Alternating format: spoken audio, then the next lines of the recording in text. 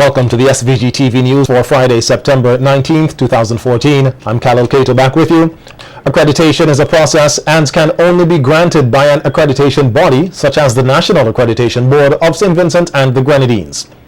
This is the response from the Deputy Director of the St. Vincent and the Grenadines Community College, Nigel Scott, to information provided by the Leader of the Opposition, Arnim Eustace, at a media conference on Wednesday that the associate degree programs offered by the college are not accredited or recognized by the University of the West Indies. In a release, Scott states that institutions such as UWI cannot provide accreditation, but rather recognition for and articulation to their programs, which is something that the college is currently seeking. He also points out that well-qualified students with excellent grades will be considered for related higher education programs, and that there are a number of the college alumni pursuing higher education at reputable institutions outside of SVG. The release further states that the SVGCC is a relatively young institution that has already made significant strides. Meanwhile, Prime Minister Dr. Ralph Gonsalves, who is out of state currently, called in on a radio program today and spoke on the issue. He said the University of the West Indies is so impressed with what has been taking place at the SVG Community College that it is seeking to have a closer relationship with it. University of the West Indies, and I have the letter here which I can read, is so impressed with what we are doing at the community college that they have written to me. Professor Eugene Barito, the new Pro-Vice Chancellor of the Open Campus, has written to me wanting our community college to become a college of the University of the West Indies. You hear me? Yes. When I got the communication, I sent it to the Ministry of Education, I sent it to the community college, and also to the cabinet. The cabinet has given its blessing in principle. As it relates to the accreditation issue, PM Gonzalez says the opposition leader misspoke and was misinformed on the matter. They confuse four things. The question of matriculation to the University of the West Indies, or for that matter, to any university, but they were raising it matriculation to the university. Matriculation means simply what are the minimum standards that a university requires for you to enter that university. As a first-year student, for instance, it doesn't mean that if you have the minimum qualifications, that you will get in. Yes. Because there's competition for places, particularly in some faculties, like, for instance, law, or medicine, or engineering. In some faculties, there's sharp competition. So even though if you have the minimum qualifications, if your grades are not particularly good, you may not get in a particular year because of the competition for places. Yes. Am I clear so far? You're very clear. Very, very, very clear. Yes. Then, matriculation must not be confused with the recognition of a college. It must not also be confused with the registration of that college. And thirdly, with the accreditation of that college. These are four concepts which I want us to get clear in our mind. The University of the West Indies has existed since 1948, but it is only recently the University of the West Indies has been dealing with accreditation in their respective jurisdictions. Do you know that, and I've been advised by an authority who knows about these things, that the University of the Southern Caribbean, the Seventh-day Adventist University in Trinidad, obtained accreditation in Trinidad and Tobago from the accreditation board before the University of the West Indies got recognition. Sion Marshall, who has been tapped as SVG's Deputy Consul General position in New York, has apologized for statements made during a radio program recently. Marshall told SVGTV News that his apology is sincere and that he wanted to show that he is capable of working with all. He said the comments made on the radio program between August 29th and September 5th hurt some Vincentians living in the diaspora. However, it was never his intention to do so.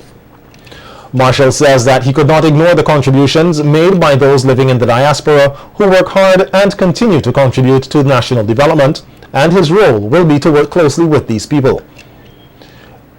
persons. Meanwhile, Marshall says he is unsure of where the process is regarding his appointment as Deputy Consul General at the New York Consulate. He says despite reports that Cabinet approved his appointment to the position, he is yet to sign a contract, and that what he could confirm at this time is that his name has been put forward for the post to the Service Commission. After 2 days of deliberation among policymakers from the OECS countries, the 4th Climate Change Workshop hosted by the OECS Secretariat came to a close yesterday. A media conference was held to provide an update on some of the recommendations made and the way forward as it relates to risk management and building resilience against climate change among member states. Director of the Social and Sustainable Development Division at the OECS Secretariat, Bentley Brown, says they will be developing a strategy as to how they will go about the implementation of the recommendations put forward, which will also be taken to the next Ministers of Environment meeting in Tortola next month. Brown says the Secretariat will also be working along with governments in each member state to see how much of the recommendations can be implemented at the national level. He, however, pointed out that some of the recommendations will take longer than others to implement. Others will require us accessing additional resources to actually get implementation. We also know that we have a major study that will be done in the OECS, a gap analysis of the situation with respect to sustainable land management and adaptation, what needs to be done. And we are hoping that that study will help us to refine some of these recommendations and will assist us with that roadmap implementation plan to go forward. Permanent Secretary in the Ministry of Physical Planning in the Nevis Island Administration, Ernie Stapleton, said the seminar was fruitful and the approach taken was appropriate. He says coming out of the discussions, certain things were clear in terms of the way forward, such as the need to have more public awareness, education programs on climate change. The role and the involvement of the private sector, mainstreaming or integrating climate change into all facets of our societies. And also there's a very important point which I like very much in terms that was made, especially by one of the presenters, was that we need to take personal responsibility for our survival, because climate change is here to stay and we have to adapt in order for us to survive in the region. And so I feel that the objectives as outlined by Mr. Bentley Brown there, that it was, I believe the objectives have been achieved largely, and I think we are on the right track to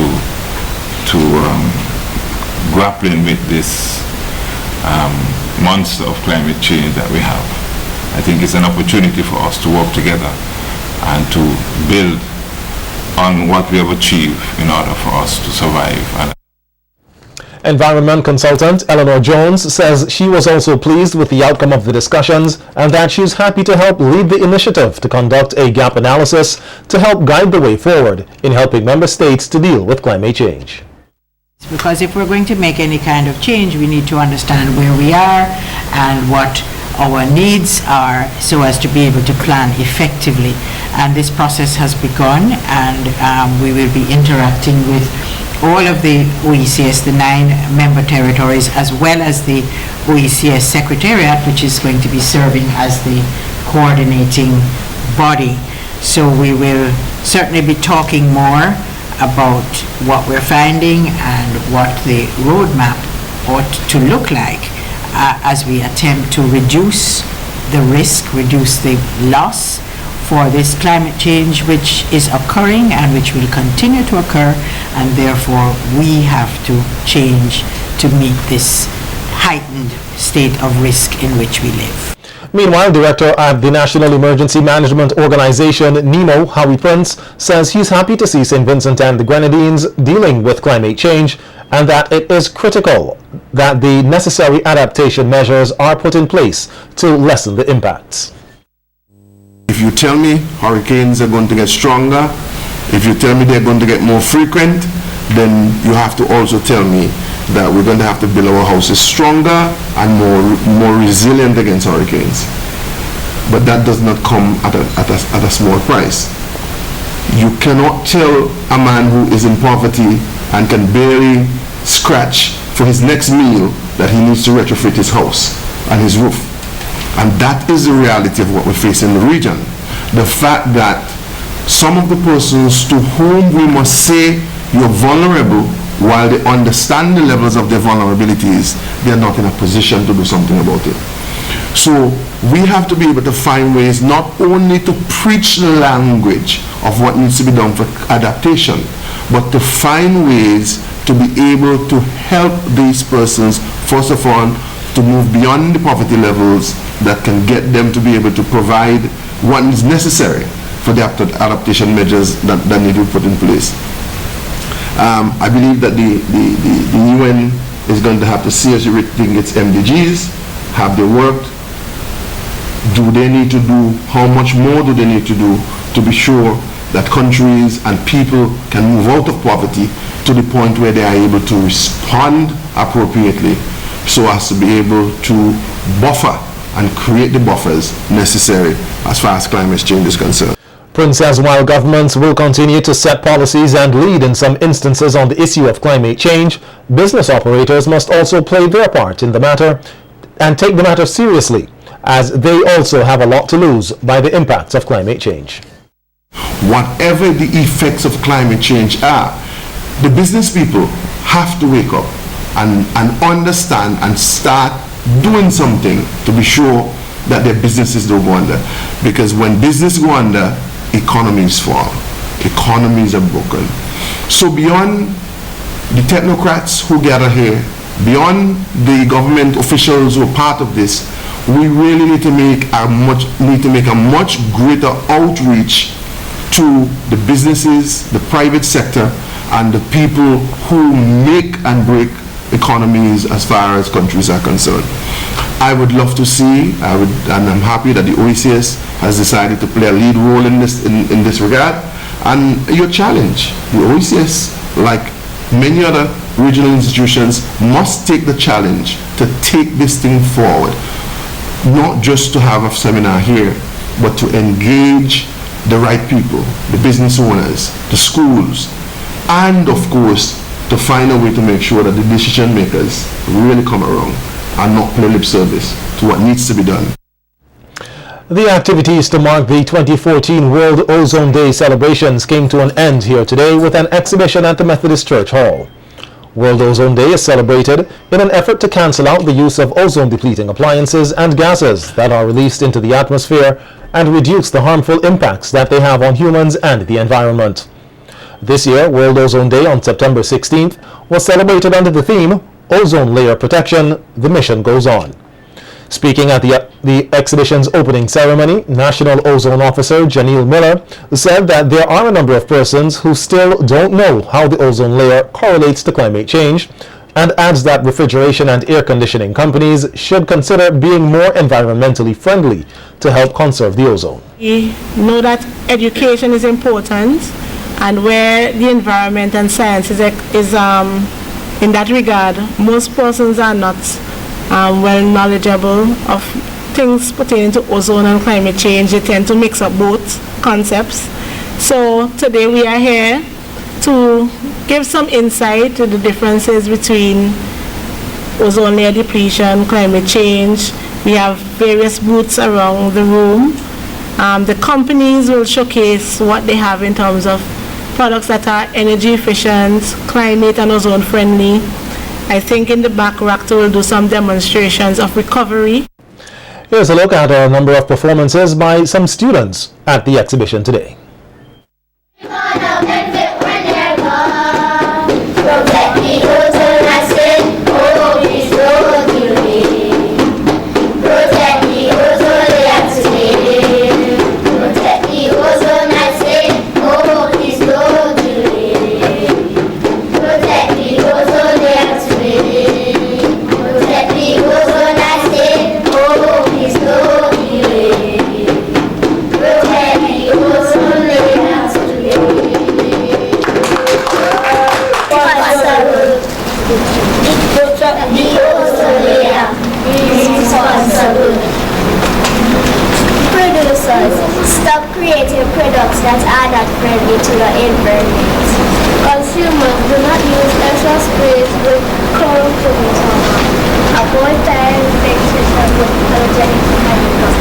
Keep air conditioner clean to prevent malfunction.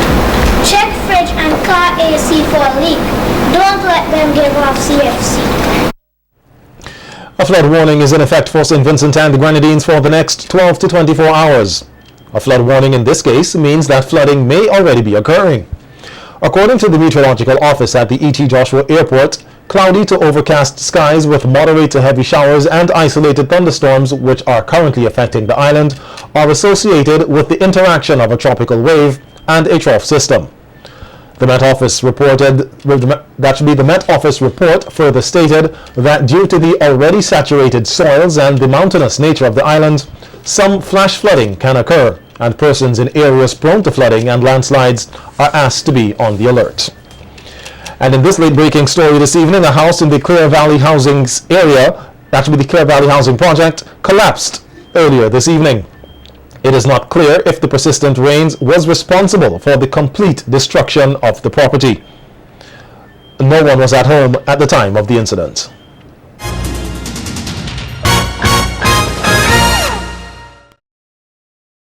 The Caribbean Performing Arts Federation, CPAF, was officially launched here today with the mission of fostering and promoting the performing arts in the OECS sub-region.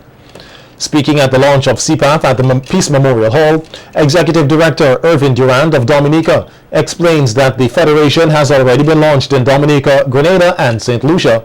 And Durand says the CPAF will facilitate the development of an enabling environment for the implementation of a more integrated OECS creative arts sector. So the EU, in its great vastness of wanting to, and the US and the North Americans that have donor dollars to give away to be able to write off, decided that they would make these huge sums of money available for our cultural development. And our cultural development would be hinged on being able to the investment in that would be hinged on our ability to develop to the point where we can export that back to them. So they would not necessarily have to travel to the Caribbean to enjoy, who? Skinny Fabulous is from here? Yes?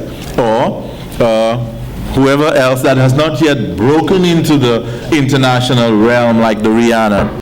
And feature speaker Rene Batiste says the formation of the Federation for the Creative Arts is an ambitious step, and that it also means that persons will now have to think wider and not just within national boundaries. It will also mean that we would have to lose our insular tendencies and our island narrowness. Do we believe that the artistic constituencies are prepared for this federation? Do we understand the gravitas?